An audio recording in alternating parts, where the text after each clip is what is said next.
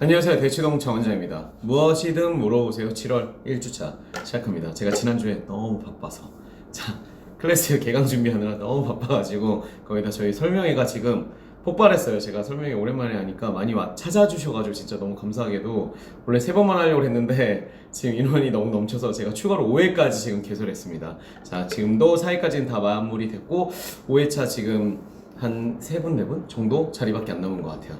자, Q&A 영어편부터 시작하도록 할게요. 자, Be Brave님. 선생님 매번 감사해요. 저희 아이가 중1 여자아이인데요. 영어학원서 고1 마더텅 독해, 능률 수능평가, 수능 영단어, 중3 영문법 듣기 교재로 수업을 하는데 이거는 보통 영어학원들의 일반적인 테크트리죠. 이것저것 다 잡탕 섞기. 자, 22년 고1 3월 모의고사는 90점 나왔습니다. 다른 애들은 4등급 이하고요. 근데 저희 아이 문제집에 대부분이 오답이 없는데 계속 이것을 다녀야 하는지 궁금해서요. 초등 때 어학원에서 원어민 수업만 했던 아이라 한국 실무 문법 등을 잡고 가야 하는지 고민입니다. 그러니까 영어 능력이 기초적으로 좀 되는 친구들은 그 어휘력이랑 문법이 부족해도 모의고사에서 점수가 나오는 편입니다. 90점 넘게 나오는데 문제는 90점 넘게 나오는 게 잘하는 건 아니라는 거죠. 그러니까 다른 친구들이 지금 되게 못하는 반에 있네요. 사실 일단은 그 학원에 굳이 뭐랬어요. 이 영상 그 학원 원장님 안 보셨으면 좋겠지만 이런 친구한테 그 언어적 능력은 사실 제가 중1인데 고등학교 걸 막 어렵게 하는 수학은 어렵게 하는 친구들은 제발 하지 말라고 하거든요. 그런데 반대로 국어랑 영어 같은 경우는 중1이건 초6이건 수능 문제까지 풀고 1등급 나오는 친구들 꽤 있습니다. 언어적 능력은 수리적 능력보다 조금 더 빠르게 훨씬 더 능숙하게 만들 수 있기 때문에 지금 이미 그리고 어느 정도 잘하는 친구는 지금 이렇게 막 그 섞어가지고 막 하실 필요가 없습니다. 특히 이제 독해 점수가 나온 다음에 그리고 중1이잖아요. 지금 시간 되게 낭비하면 너무 아까우니까 적어도 이번 여름방학 때는 문법을 좀 더 중점적으로 해서 얘가 중2, 중3 그리고 고등학교 올라갔을 때 내신과 수능은 사실 정교한 문법 체계가 만들어져 있지 않으면 탄탄한 점수가 나오지 않고 수능은 몰라도 수능은 상대적으로 내신보다는 강남권 같은 경우는 점수 만들기가 사실 훨씬 더 수월한 영역이거든요. 근데 내신은 완전 다른 게임입니다. 문법 체계 제대로 안 잡혀 있으면 힘들기 때문에 꽤 지금 잘하는 친구잖아요. 지금 저 잘하는 반에서 군계일학 할 필요가 없어요. 나와가지고 빨리 문법 한번 잡고 가세요. 그리고 제가 문법 어떻게 잡는지도 당연히 알려드렸기 때문에 충분히 성공으로 해서 만드실 수 있습니다. 기초 능력이 있고 그리고 영어 공부 좋아하는 여자아이라면요. 분명히 어머니가 같이 도와주실 수 있을 것 같아요. 화이팅!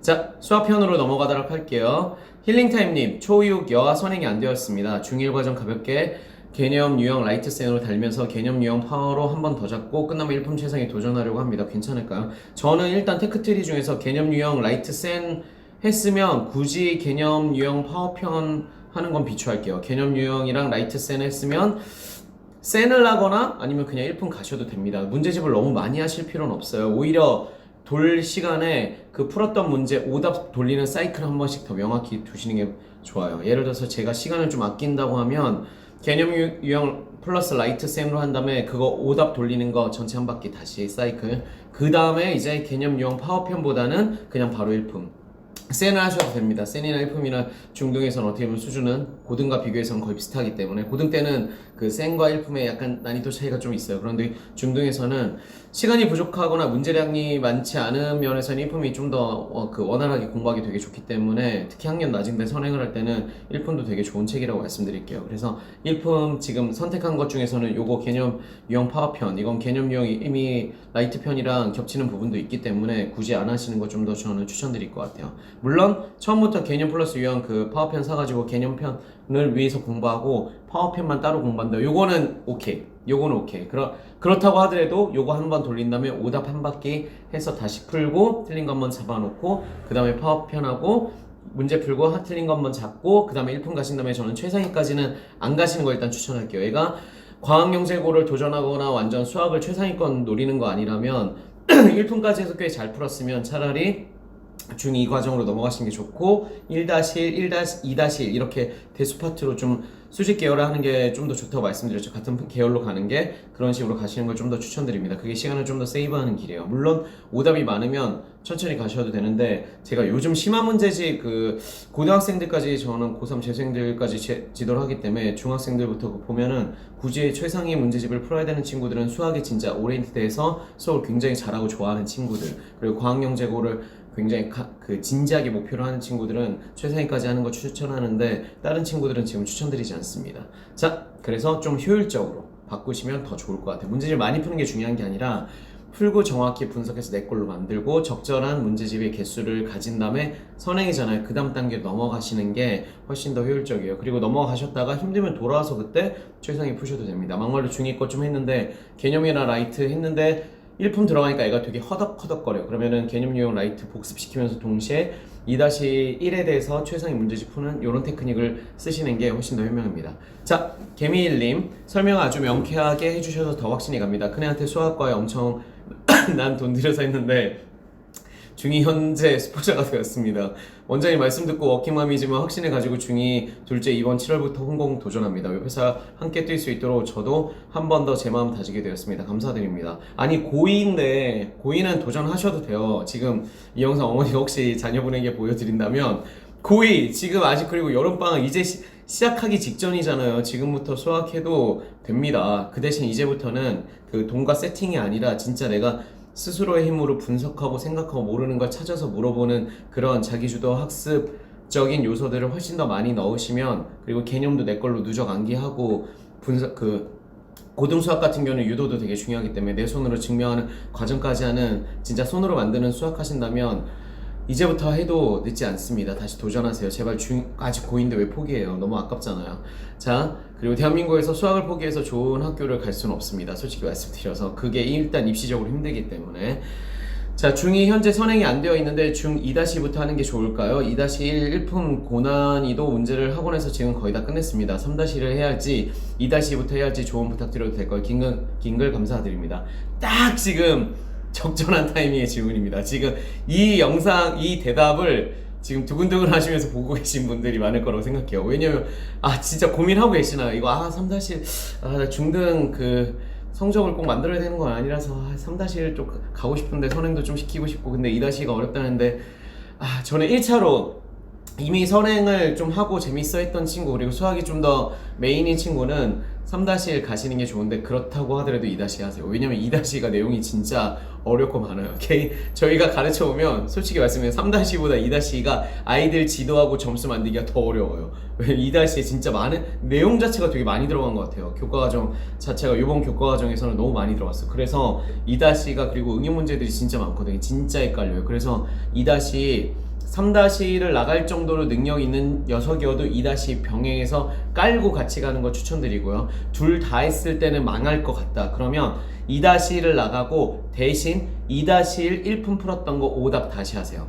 저 오답 중요합니다. 100점 맞은 거 아니죠? 문제집 다 풀어서 다 올백 맞은 거 아니면 틀린 거 골라서 오답 풀이 하면서 2-2를 병행, 개념이랑 다음학기 대비를 병행하시는 걸 추천드립니다. 그걸 뛰어넘을 정도로 실력이 좋은 친구는 2-1을 오히려 바닥에 깔면서 다음학기 내신에 살짝 준비하고 3-1을 빡세게 문제 풀면서 고등까지 바라보는 공부를 하셔도 괜찮습니다. 근데 무조건 우리가 빨리 한다고 좋은 건 아니거든요. 잘 다져서 가면 속도를 낼 타이밍이 언젠가 무조건 옵니다.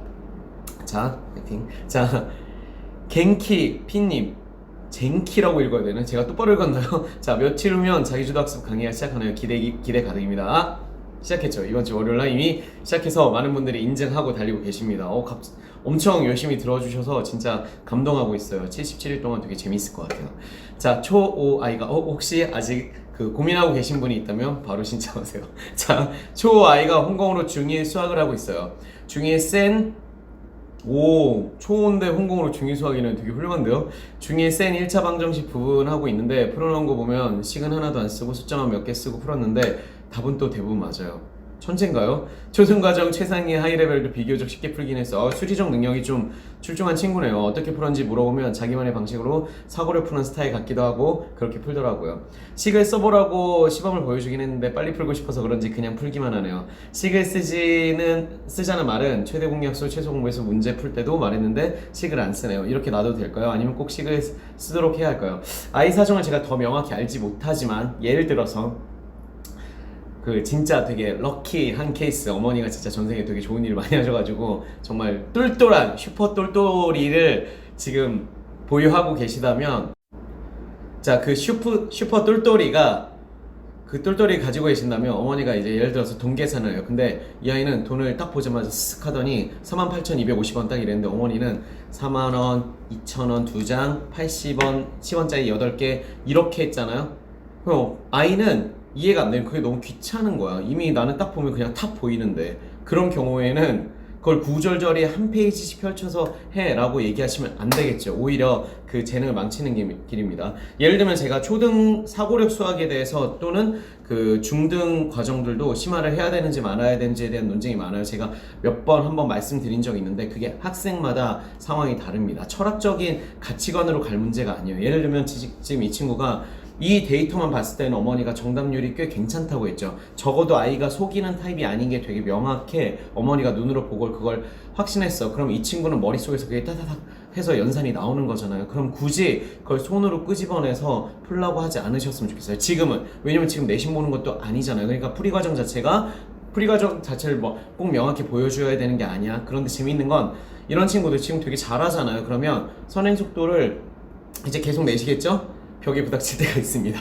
그때부터 자 이제 필요성을 느껴서 내가 손으로 굳이 쓰지 않으면 연산 실수하고 식들이 정리가 안 되네, 1, 2, 3식 있었는데 2, 3만으로 다 도출하다가 최종 결과 안 나오네, 이런 패턴들이 그 계속 나오기 시작합니다. 그러니까 오답이 터지는 시점들이 나오기 시작해요. 그때부터 이제 해보자라고 하셔도 됩니다. 근데 그 전에 오답이 터지기도 전부터 이미 머릿속에서 계산기로 티디디 계산되는 앤데 그걸 굳이 주판 하나를 튕기라고 하면 이 야생마적 속도가 사라지겠죠. 그러니까 그 되게 잘 자란 잘 태어난 말인데 되게 빨리 달려. 근데 어렸을 때부터 트랙에 무조건 넣는다고 해서 훌륭한 경주마가 되진 않을 수 있습니다. 그렇기 때문에 저는 지금 그러니까 아직은 터져도 문제가 있는 상황이 아니잖아요. 학년도 되게 어린데다가 속도 내서 공부하는 게 재밌어. 그런 경우에는 조금 계속 하게 해주세요. 그게 아이를 위해서도 더 좋을 것 같아요. 그 대신 오답이 터지는 순간부터는 우리 하기로 한다라고 약속해 놓으세요. 미리 내가 오답이 많이 터지지 않는다면 괜찮아, 속도를 내는데, 그리고 분명히 얘기해서 어느 순간은 올 거야. 그게 중3 내용이든 고1 내용이든 올 거야. 그때는 엄마랑 약속한 거 지켜줘. 그때부터는 손으로 쓰는 연습을 하자. 물론 그 가르치는 수학 선생님들마다 그렇게 하면 습관 안 잡혀 있었기 때문에 굉장히 힘들다라고 얘기하는데 어차피 그 방식 아니어도 얘는 수식을 지금 강조할 수 없어요. 강조한다고 해서 듣지 않으니까 어머니가 지금 올리신 거잖아요. 제가 여기서 너 수식 써야지 나중에 후회 안 한다라고 해도 안 쓸걸요? 그런데 저는 그렇게 강요하고 싶지는 않아요. 왜? 그 방법이 맞는 건 그 아이한테 지금 적합한 건 아니기 때문에. 그래서 오답이 좀 터질 때 우리 그때는 이제 손으로 써서 하고, 그 전까지는 최대한 너의 머리로 잘 풀 수 있다면 정답을 도출하는 스피드, 좀 재밌는 게임을 한다고 생각하고 해보자 라고 해주시면 좋을 것 같아요. 똘똘한 아드님 두신 거 자랑하려고 글쓰신 거죠. 자, 축하드립니다. 자, 똘똘한 아이니까 키우는 방식이 당연히 특화되어 있어야 됩니다. 자, 고민을 많이 하셔야 될 것 같아요. 제가 솔루션 하나 드렸으니까 다음에 또 질문 있을 때 해주세요.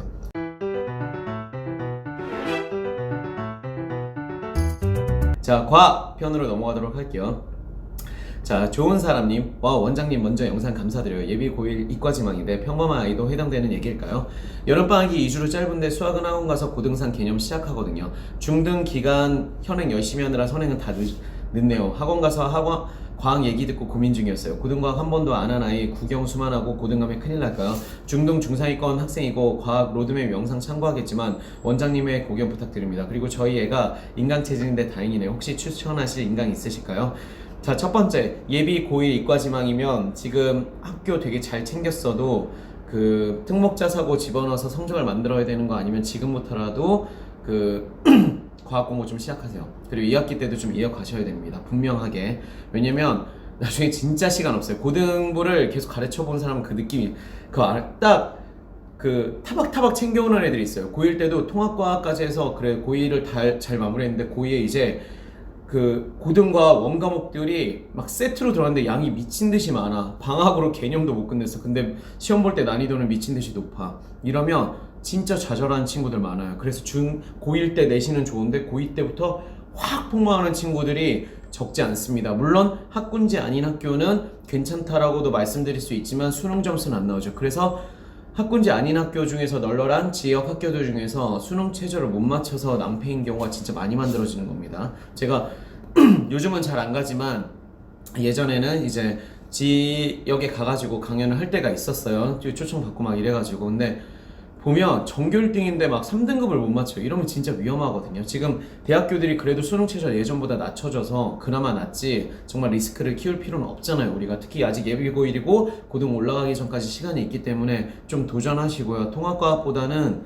그 중등과학 탄탄히 열심히 하셨다면 기초는 되게 잘 잡혀 있는 거기 때문에 물화생지 중에서 하나라도 좀 스타팅 하시는 거 저는 추천드립니다. 그거 같이 하면 마음도 좀 더 편하겠죠. 그거 한다고 해서 국영수 덜 크는 건 아니에요.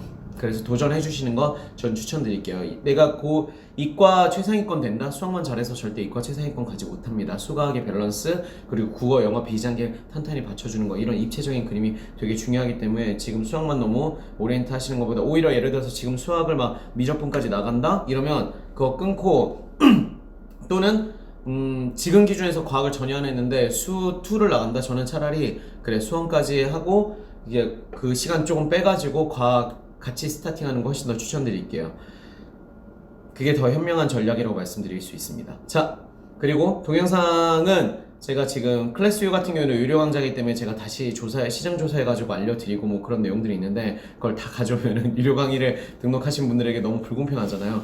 그런데 있습니다. 이미 제가 작년에 얼마 안 됐어요. 생각보다 찍어놓은 거 자사고 입학준비 로드맵 이게 1편이랑 2편이 있는데 2편의 인간 강사들을 쫙 추천을 드리면서 한번 설명을 드렸습니다. 지금도 유의한 정보기 때문에 요거 보셔도 괜찮아요. 요거 보시고 이제 준비해보세요. 그래서 요거 보신 다음에 나한테 맞을만한 적절한 인강 하나 선택해가지고 로드맵에 따라서 한번 달려보시면 너무 좋을 것 같습니다. 지금이라도 꼭 시작하세요. 제가 강추 드립니다. 자, 그리고 조은정님, 공통과학전에 모란, 화학, 화원 이런 거 먼저 풀어도 무리가 안 될까요? 이게 학년에 따라서 제가 분명히 좀 다른데 중등 과학에서 물론 화원을 통합으로 해서 끝낸 친구들은 전혀 무리 없다고 말씀드릴게요. 그런데 중등 과학도 화원, 물론 해본 적이 없는 친구들은 무리해서 가시면은 당연히 알아듣기 되게 힘듭니다. 중등과학은 기본 깔고 가기 때문에 생명이란 지구과학은 그나마 수월해요. 걔네들은 그 중등과학에 대한 기초가 안 돼 있어도 고등과학 바로 들어가도 좀 공부를 할 만해요. 물론 들어가서 뒷부분은 그 자체가 힘든 거겠지만 입문할 때는 중등 물리 화학도 안 되는데 고등 물리 화학은 당연히 안 되고요. 중등 물리 화학도 있으면 통합과학은 안 해도 됩니다. 통합과 굳이 안 하셔도 모란 화학 공부하는데 하자는 없어요. 적어도 대단원 1, 2단원 공부하는 데는 3, 4단원 할 때는 그 자체가 그냥 어려운 거니까 그쵸? 그래서 너무 걱정하지 마시고 중등 물리 화학 한번 잡아놨다면 통합과 건너뛰시고 모란 화학 들어가셔도 됩니다. 마루걸님, 예비고의 여학생 수학보다 과학을 어렵고 싫어해서 문과 예정 생지를 선택하고자 합니다. 이런 테크트리 현명하죠. 많이 합니다. 이런 경우 이번 여름방학에 통과를 해야 할까요? 생지 일부 단원을 선행해야 할까요? 대부분 통과는 여름방학에 해도 충분하다고들 하던데 워낙 과학을 못하는 아이라 통과를 여름부터 시켜야 하나 고민만 하고 있습니다. 꼭 조언 부탁드릴게요. 자, 일반적인 제가 로드맵 짠 틀로 말씀드리면 당연히 생지를 바로 시작하시는 게 훨씬 더 현명합니다. 생지 자체도 내용이 굉장히 많고 암기해서 탄탄히 해놓으면 그게 오히려 통과 점수도 만드니까 통과 내용 자체가 그렇게 막 새로운 내용이 아니라고 말씀드렸죠. 그 중등과학의 그 커리큘럼 이미 교과정 안에 써있어요. 중등과학을 70% 정도 베이스로 삼고 이제 그 통합과학을 그 위에 올렸다고 새로운 내용을 올렸다고 얘기하는데 거의 대부분 중등에 있는 내용이야. 굳이 그 통합과학 안 하시고 생지로 넘어가셔서 빨리 도전하시는 거 훨씬 더 추천드릴 텐데 어머니가 지금 특수한 상황 말씀해 주셨죠. 아이가 좀 과학을 좋아하진 않아. 이런 경우에는 그러면 통합과학에서 챕터가 되게 많아요. 불필요한 그 내용들 좀 빼고 그 안에서 생명이랑 지구과학 내용 보고 그 다음에 생지 들어가세요. 이 정도. 내가 과학을 되게 힘들어하고 고통스러울 것 같다. 그리고 애가 좀 쫄 수도 있어요. 그러니까 그냥 해도 사실은 어느 정도 괜찮은데 그 어려움을 그 극복하는 게 스트레스 받을 수 있기 때문에 그럼 통합과학에서 우리가 생지 파트만 이번 방학 때 딱 끝내세요. 이번만 너무 길게 가지 마시고 2학기 때 그거 바탕으로 한 다음에 2학기 때는 생지 내용 들어가셔도 됩니다. 그러니까 약간은 완충제를 한번 두는 거죠. 아이가 두려워하면 스트레스 받으면 더 공부에 몰입도가 떨어질 수 있고 나중에 후회할 수 있어요. 왜 생지하다 보면은 통합과학 안 해서 이거 못해. 전혀 그렇지 않은데도 그런 생각을 할 수 있기 때문에 한번 밟고 요번 방학 때만 하고 2학기 때는 생지 그 진도 쭉쭉쭉 나가시면 되게 좋을 것 같습니다. 화이팅! 자, 종합편 들어가도록 하겠습니다. 지무이 킴님, 제가 이거 뭔가 잘못 읽는 것 같은데. 자, 정확한 발음은 나중에 알려주세요. 안녕하세요. 정보에 늘 감사합니다. 대원, 대일, 한영, 외고 등 외고는 국내대 이과 희망하는 학생의 비추인가요? 네, 비추입니다.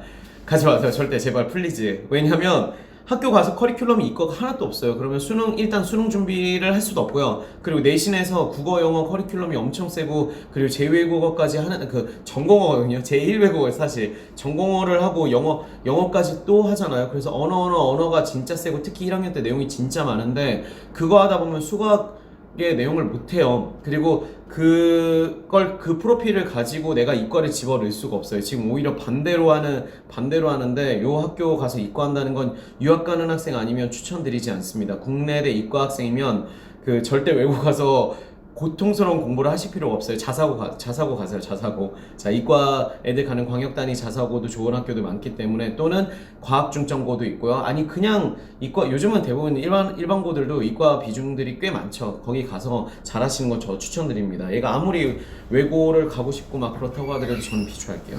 비브레이브님 질문이 하나 더 있었네요. 항상 도움 많이 받고 있는 다전의 마음입니다. 다름이 아니라 저희 6아들이 영어, 수는 학원을 다니고 있고 국어는 집에서 빠작 중등어휘 비문학 매일 한 장씩 풀고 있고 이번 여름방학 때 중등문법 문학도 시킬 생각입니다. 과학은 중등과학 5투로 혼자 3-1 풀고 있습니다. 인강을 별로 안 좋아해서 혼자 끙끙대고 풀다가 관련 유튜브 찾아보거나 아빠한테 물어보고 혼자 해내고 있습니다. 훌륭한데요? 물론 완벽하진 않지만 놔두고 있습니다. 초육이니까 괜찮아요. 도전해도 됩니다. 내신 시험 당장 보는 것도 아닌데. 한국사 능력 검정 시험도 상급까지 인강 없이 땄어요. 와, 책을 좋아해서 역사와 소설 골고루 읽는 편이고요. 아이가 과거를 가고 싶어하고 욕심도 있는 아이인데 지금 이대로 해도 될지 보충해야 할 점이 있는지 궁금합니다. 게임은 하루 1시간 정도 하고 시간 될 때마다 이것저것 만드는 것을 좋아하고 코딩도 혼자 하려는 아이인데 잘하고 있는 건지 무엇을 더 도와줘야 할지 궁금해요. 특히 국어 과학이요. 너무 기네요. 저희가 과학영재고들 같은 경우는 저는 개인적으로 대치동 저희 스터디 PT 학원에서는 과학영재고를 본격적으로 준비하는 중1 이상 학생은 저희가 관리하지 않는 경우가 더 많습니다. 왜냐면 수학에 좀 더 많이 몰입을 하지 않으면 실제 학교 시험을 통과를 못하는 경우가 진짜 너무 많아요. 물론 요즘 정말 좀 트렌드가 달라져서 과학고 전문학원을 안 다니고도 가는 아이들이 종종 꽤 있어요. 저희도 막 영재고 같은데 자기가 진짜 특출남을 보이면서 가는 친구들이 있어요. 수학 선행이 많이 안 돼 있음에도 불구하고 그래도 약간 리스크가 있어요. 그래서 수학 이 친구는 되게 골고루하는 친구잖아요. 과학고 가도 되고 전국 단위 자사고도 되게 잘 어울릴 것 같아요. 그런데 수학과학 같은 경우는 지금 과학은 3-1까지 풀고 있다 그러면 센도 2-까지 하고 있고 선행진도를 그래도 어느 정도 나가고 있는 친구라서 심화 문제집을 그래도 과학고 도전하는 친구들은 좀 풀어야 돼요. 제가 평소에 심화 문제집 강조 드리지 않잖아요. 근데 과학영재고 갈 거 아니면 풀지 마 이런 얘기를 하는데 과학영재고 갈 거면 심화 문제집 풀어야 됩니다. 그러니까 심화 수준까지 좀 더 가야 되고 적어도 수학이나 과학 둘 중에 하나는 조금 더 세게 가시는 거 추천드릴게요. 근데 수학을 둘 다 세게 가면 아마 절대 시간이 얘 지금 재밌게 하고 있는 것들 다 못할 것 같아요. 그래서 지금 이번 여름방학까지는 즐겁게 공부하면서 부모님이 같이 도와줘가면서 진도 나가시는 거 추천드리고, 자 2학기 때는 슬금슬금 한 개씩 올려셔야 돼요. 수학이나 과학 테크트리 둘 중에 하나를 먼저 잡고 좀 더 세고 난이도 있는 걸 시키시는 걸 저는 좀 더 추천드릴게요. 그리고 실제로 얘가 기호가 있고 재밌어 한다면 둘 중에 하나 수학을 먼저 잡고 과학을 잡아라. 저는 이런 일반론적인 대답은 드리고 싶지 않아요. 왜냐면 과학을 먼저 되게 빡세게 가도 돼요. 수학은 천천히 가도. 반대로 수학을 세게 가면 과학 둘 다를 세게 가는 거는 국어, 영어를 동시에 버려야 되거든요. 근데 저는 그런 버리는 공부 자체를 별로 좋아하진 않기 때문에 지금 특히 이렇게 다양하게 능력치를 가진 친구들은 버린 게 저는 너무 안타깝다고 생각해서 수학 중에 하나만 조금 더 세게 잡고 심화 문제집까지 푸는 연습, 난이도 있는 문제 풀고 또는 선행 속도를 좀 더 내시면 좋을 것 같습니다. 자, 이번 방학 때까지는 좀 즐겁게 같이 지내고요. 아버님도 도와주시고 되게 좋잖아요. 그리고 책도 다양하게 읽고 코딩도 하고 얼마나 좋습니까? 이번 방학 때까지는 그렇게 하고 2학기 전략은 그 전에 좀 고민하신 다음에 수강 중에 하나는 좀 더 세게 나가시는 거 이제 스타팅 하신 거 추천드리고, 그리고 좀 더 진지하게 많이 생각하신다면 지역이 어딘지 제가 알 수는 없으나 한 번은 그 입시 준비하는 학원에 가서 상담 한 번은 받아보시는 거 추천드릴게요. 딱 꼭 다닐 필요는 없습니다. 다니지 않아도 요즘 들어간 친구들이 있으니까. 하지만 내가 그 속도 자체가 아마 되게 빠르지 않다는 평가를 받을 거예요. 근데 오히려 테스트 받는데 되게 잘 봤어? 가능성이 있습니다 하면 하던 대로 잘하시면 돼요. 네, 학원 안 다니고. 자, 다음 질문 슝슝 원두님입니다. 자, 원장님 지인 특집 정말 기대하고 있습니다. 다음 주부터 고1 아들 기말고사라 제가 괜히 혼자 긴장 중입니다. 저번에 수학 실수한 거 만회할 수 있게 원장님 말씀대로 연습시키고 있습니다. 고등 항상 긴장의 연속이네요. 잘 봐서 원장님께 꼭 감사 인사드리고 싶네요. 원장님 오늘 말씀 듣다가 저도 질문이 생겼습니다. 고등 아들 기말 끝나면 고생했다고 격려의 의미로 1박 2일 정도의 가족여행을 생각하는데요. 신랑에게 말하니 이제 고등학생 공부의 흐름 끊겨서 여행 데리고 다니면 안 된다고 말하네요. 아버님이 안 데려가고 싶은 거 아닌가요? 자, 진짜 고등학생은 이제 여름 여행도 데리고 다니면 안 될까요? 앉아서 공부하는 거 보면 마음이 짠해서 뭐라도 해주고 싶어요. 저는 가족여행 가는 거 되게 좋아했어요. 그런데 솔직히 말씀드리면 저는 고1 때부터는 고1이 아니라 그 중3 때부터 가족여행 못 갔어요. 왜냐면 제가 너무 바쁘기도 했고 그 흐름을 끊기는 게 제가 싫어서 솔직히 말씀드리면. 그리고 특강 이제 여행 갈 때는 특강이 좀 깔려 있었거든요. 그런 날은 그거 다 듣고 싶어가지고 그런데 그 방식이 옳다고 저는 절대 말씀드리고 싶지 않아요. 그러니까 애가 너무 가기 싫어한다 그럼 굳이 끌고 갈 필요는 없잖아요. 근데 아이도 부모님과 시간을 보내는 게 좋고 우리도 의미 있는 시간에 같이 좀 힐링하고 싶어 그럼 가는 게 당연히 좋죠. 그 휴식도 학습입니다. 적절한 휴식도. 그렇기 때문에 아버님이 정말 데려가고 싶지 않은 게 아니시라면 1박 2일 정도로 흐름이 끊기진 않습니다. 근데 1박 2일 정도로 흐름이 끊기는 건 이제 예를 들어서 제가 평소에 한두 번씩 말씀드리는데 방학에 플랜이 이렇게 진행되고 있어. 근데 중간에 딱 갔다 와. 근데 이게 1박 2일인데 되게 인상이 강렬하거나 2, 3일 이상이야. 3일 이상이면 저는 좀 비추드린다고 말씀드렸어요. 학년이 낮지 않는 이상은 무조건 흐름 끊기기 때문에. 그런데 이렇게 전환기 제가 답변도 빨리 다급해서 드렸거든요. 혹시 여행을 놓치실까봐 제가 답을 못 드려서 제 아버님을 좀 설득해야 되니까 가셔도 괜찮습니다. 근데 고2 이상은 저는 제가 말씀드리면 안타깝지만 아이가 가고 싶다고 미친 듯이 가고 싶다고 얘기하지 않는 이상은 굳이 안 잡으시는 걸 좀 더 추천드릴게요. 근데 전환기는 고2까지도 저는 가는 거 추천.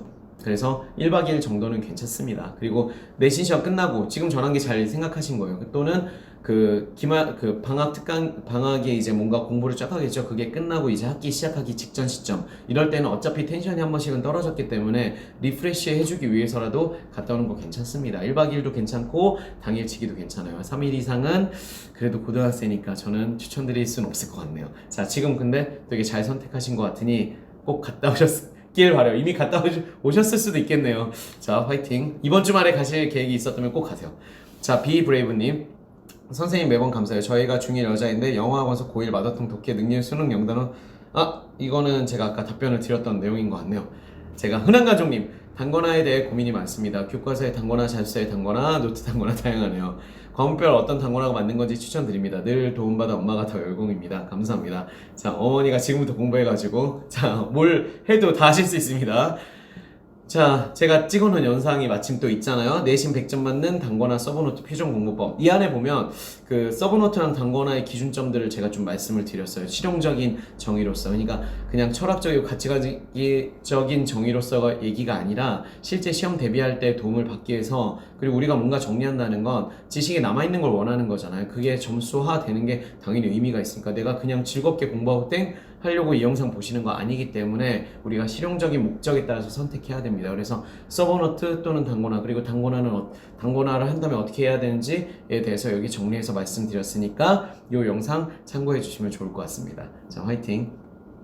스카이님, 이번 영상에도 저희에게 꼭 필요한 강의였어요. 감사합니다. 여름방학 계획을 짜고 있는데요. 문제집 선택을 해야 하는데 뭐가 뭔지 모르겠어요. 특히 자이스토리, 마더텅, 기출문제집 같은 출판사여도 종류가 다르더라고요. 어떻게 다른지 뭘 골라야 하는지 모르겠어요. 이런 방학 때 국어 영어를 풀어볼까 하는데요. 뭘 풀어봐야 할까요? 그리고 국어 영어는 기출을 풀어보는 게 나을까요? 아니면 다른 문제집이 있을까요? 문제집 선택법 알려주셨으면 해요. 자, 이거 진짜 고민하시는 분들이 굉장히 많을 것 같아서 저도 다시 이제 애들에게 공부 문제집을 추천해 줄 때 문제집 시장조사를 쫙 하는데 출판사들이 굉장히 헷갈리게 되더라고요. 색깔도 다 똑같고. 그래서 초반에는 저도 혼동됐을 때가 있습니다. 수능 공부한 다음에 이후에 이제 학생들 가르치기 시작하면서 문제집 추천해 줄 때. 지금은 그게 더 훨씬 복잡하죠. 진짜 가면 뭔가 색깔이 다 똑같아. 마더텅은 다 검은색이고 다 빨간색이야. 근데 무슨 차이인지 모르겠어. 국어가 막 여러 권씩 있어. 그렇죠. 그래서 제가 고등 문제집들 명확한 거 말고 마더텅 자이스토리 근데 비슷해요. 자이스토리는 제가 굳이 언급드리지 않을게요. 자이스토리가 마더텅보다 조금 더 클리어한 것 같아서 마더텅으로 기준 한번 잡아드릴게요. 자, 2023 수능 대비 마더텅 수능 기출 문제집. 이러면 수능 기출 문제가 뭐예요? 수능 모의평가 문제죠. 그래서 6월, 9월 모의평가 문제랑 수능 문제 이렇게 1년에 3개씩 나오는 걸 우리는 수능 기출로 봅니다. 그걸 예쁘게 5년 또는 7년, 얘는 10년을 모아놨는데 그 모아놓은 걸 얘기하는 겁니다. 그래서 이게 기출문제집이고 영역이 어떻게 나눠져 있냐면 국어는 수능 기준에서 보시면 돼요. 수능 볼 때 뭐가 있어요? 공통 영역으로 문학이랑 비문학 또는 지금은 독서라고 하죠. 독서 영역이 기본적으로 있죠. 그 영역에서 뽑은 문제들만 있는 겁니다. 기출문제집에서. 그래서 내가 독서 훈련을 해야 된다. 그럼 요거. 그리고 내가 문학 스피드 훈련을 해야 된다. 그러면 요거 잡아서 하시면 됩니다. 그리고 선택 영역인 언어와 매체, 화법 작문 문제는 따로 뽑혀 있어요. 얘는 상대적으로 좀 더 얇겠죠. 그런데 이제 선행으로 공부하거나 할 때 언어와 매체, 화법과 작문을 미리 공부할 필요는 거의 없기 때문에 이런 걸 풀어야 되는 시점은 이제 고2 이상이라고 말씀드릴게요. 고2 이하인 친구들은 자, 독서편, 문학편 여기서 선택해서 푸시면 되고요.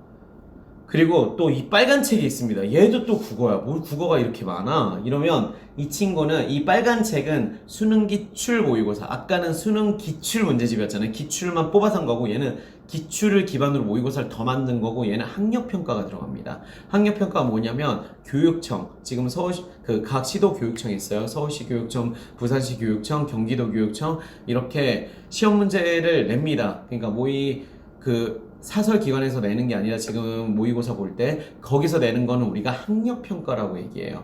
수능 내는 출제 기관인 수능평가위원회에서 내는 걸 고3 것만 있어요. 6월, 9월에 모의평가, 대수능 이렇게 보고요. 모의평가 대수능은 수능 기출문제고 그냥 고1, 고2 그리고 고3에서도 6월, 9월을 제외한 3월, 4월, 7월, 10월에 보는 거는 학력평가 시험 문제입니다. 그래서 그것까지 담아가지고 얘는 수능 형태로 좀 만든 거예요. 그래서 어떻게 돼 있냐면 한 회씩이 돼 있어요. 1회, 2회, 3회 이래서 30회, 28회 기준으로 만들어져 있는 겁니다. 얘는 시험 보기 되게 좋겠죠. 그래서 기출문제집을 좀 풀어서 트레이닝이 된 친구들은 요걸로 이제 훈련한다고 생각하시면 돼요. 그래서 선행하는 친구들한테는 아직은 필요 없겠죠. 근데 이제 고2, 고3 애들은 기출문제를 충분히 돌렸을 때 시험 풀이 연습을 하기 위해서 이런 문제집을 풀게 됩니다.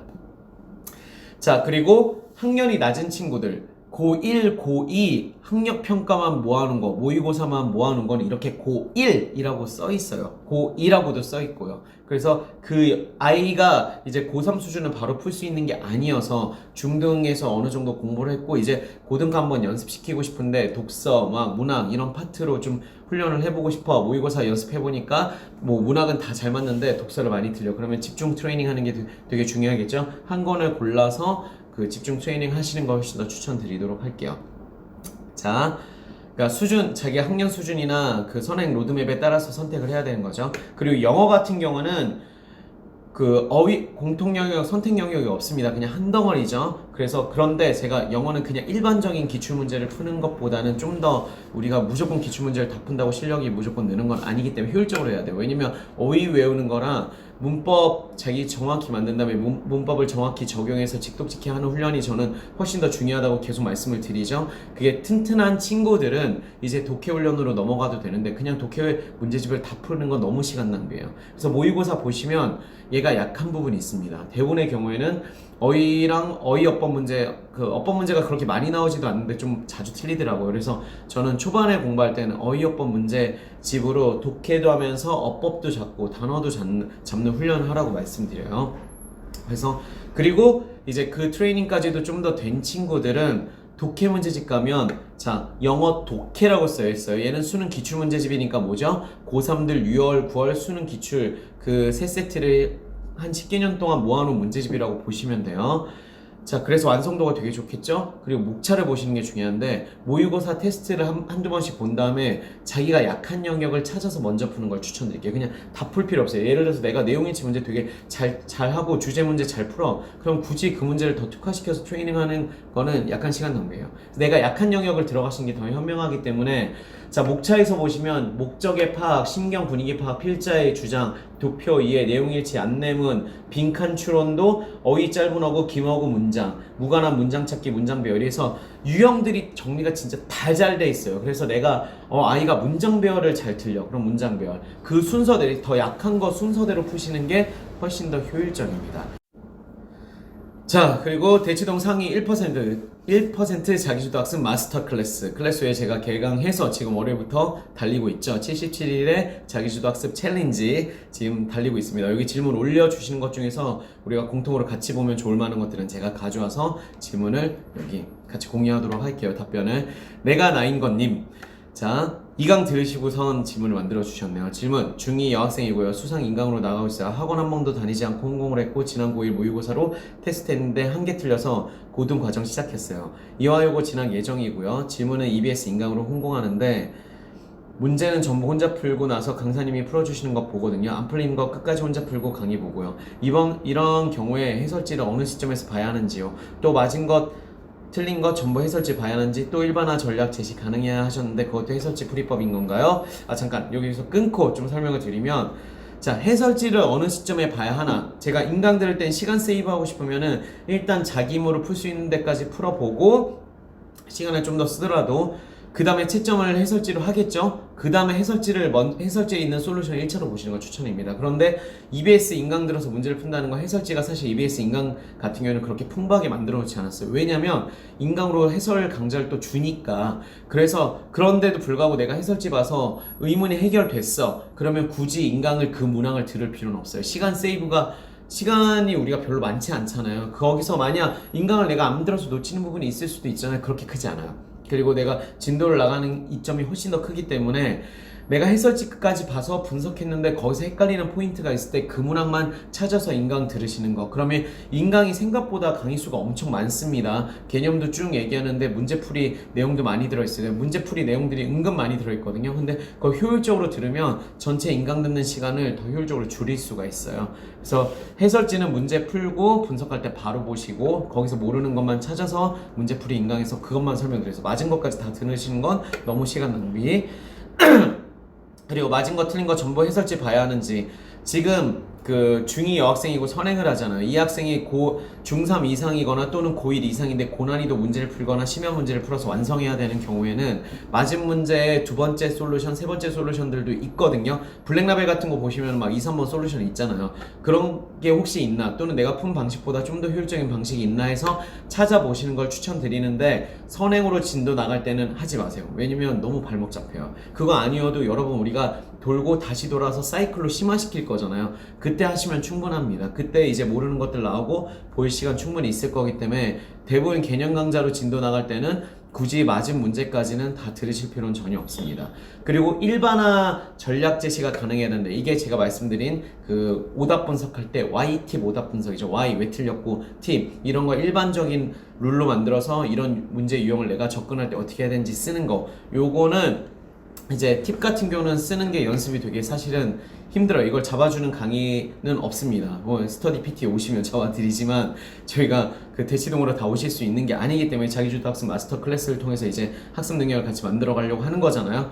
그런 경우에는 1차 첫 번째 풀이할 때는 일반화 전략까지는 쓰지 마세요. 그러면 시간 너무 아까워. 옆에서 잡아줄 수 있는 사람이 명확히 있는 거 아니면 처음부터 일반화 전략을 쓰면 문제풀이 속도가 계속 떨어집니다. 굳이 그러지 않으셔도 돼요. 일단 인강 중심으로 한 바퀴 쫙 돌리고 나서 틀린 문제를 다시 풀어서 또 틀렸을 때, 그때 개념 왜 개념이 비는 게 있는 거잖아요. 헷갈리는 부분. 그때 일반화 전략을 쓰시는 겁니다. 팁을 쓰시는 거예요. 이때 팁 쓸 때 요령 중에 하나가 해설지에도 어느 정도 나와 있긴 하지만 어떤 유형이냐면 센수학, 고등 센수학 보면은 거기 문제 접근하는 방식들이 써 있어요. 문제에 좀 난이도 있는 것들은 그게 이제 일반화 전략이라고 생각하시면 돼요. 이런 문제 예를 들어서 뭐 우리가 이참수 문제의 최대 최소를 구할 때는 개형을 그린 다음에 영역을 자르고 뭐 극값을 먼저 구한 다음에 비교를 한다 뭐 이런 식으로 일반화된 솔루션을 내가 쓸 수 있는지, 즉 어떻게 보면 개념을 다시 와서 이 문제의 조건이 이럴 때 이렇게 개념 솔루션을 써야 된다. 요게 일반화 전략입니다. 근데 첫 번째 사이클 돌 때는 그렇게 쓰지 마세요. 그럼 너무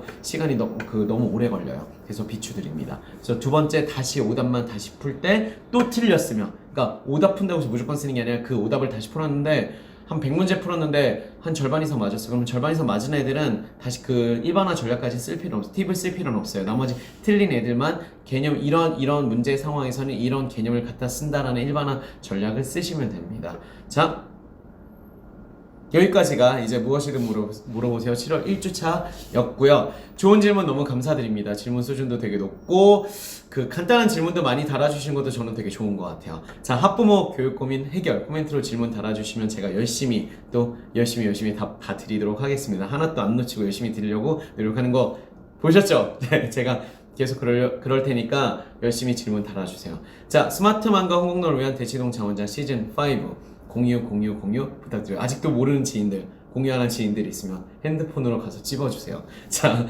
그러면 여러분의 공부 그리고 여러분 자녀의 공부를 오늘도 응원하도록 하겠습니다. 화이팅!